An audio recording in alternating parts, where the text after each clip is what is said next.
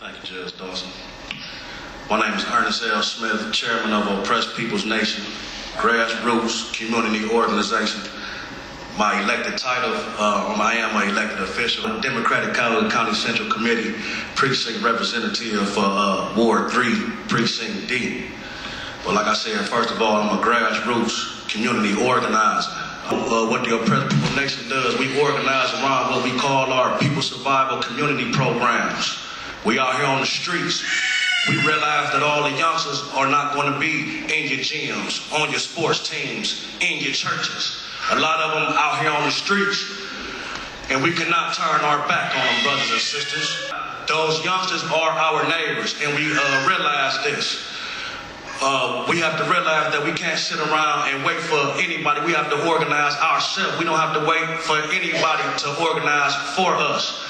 Like I said, we have what we call our people survival programs, youth programs, community cleanup programs, free clothing store, free feed the people program, free school supply drive, free coat program, elderly program, and we don't get any government funds, brothers and sisters. We organize the people.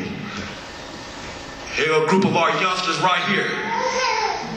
This must be God, because this is the reason why we cannot turn our back on the youngsters.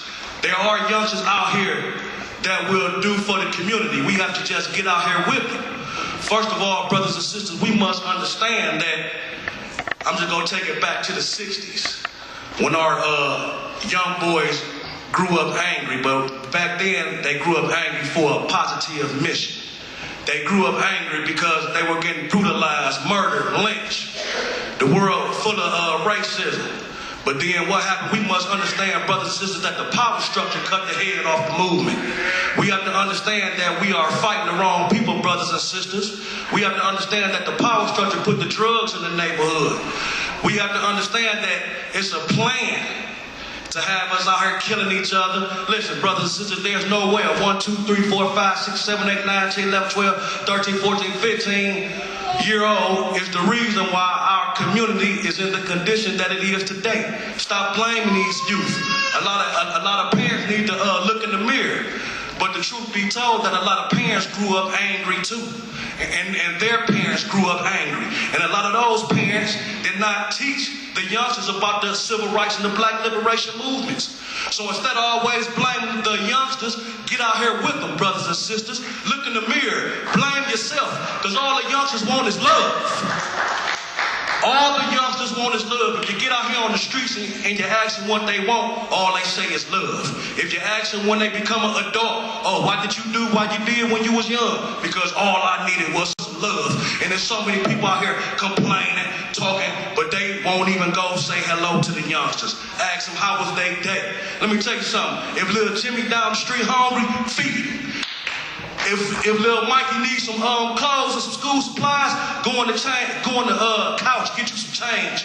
Go get him a pencil, crayons. Like I said before, we have to stop blaming the youngsters. Brothers and sisters, we must realize that everything is political.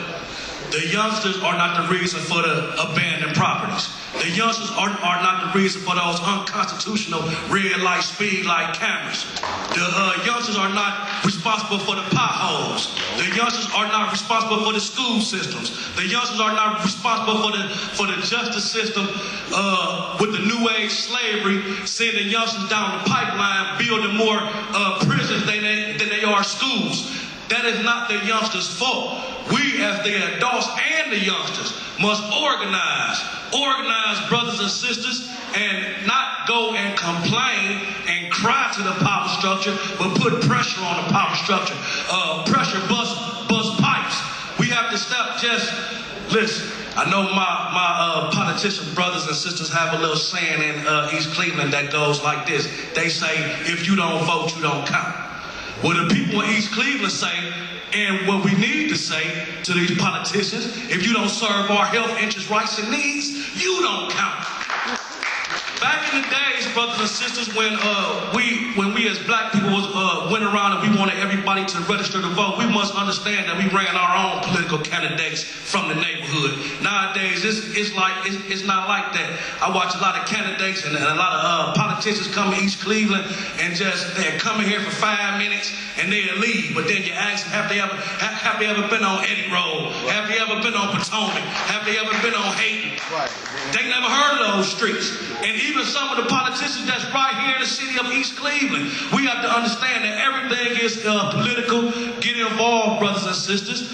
You can run for office. A substance abuser can run for office. It's time to stop doing a lot of talking and put practice into a lot of this talking, brothers and sisters.